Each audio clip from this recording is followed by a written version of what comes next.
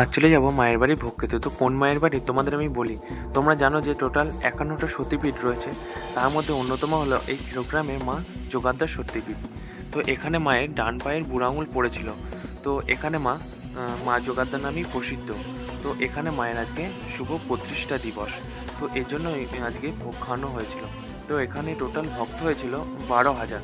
তো এই মা যোগাদ্দার অলৌকিক কাহিনী আর এই মন্দির নিয়ে আমি একটা টোটাল বড় একটা ভিডিও করব।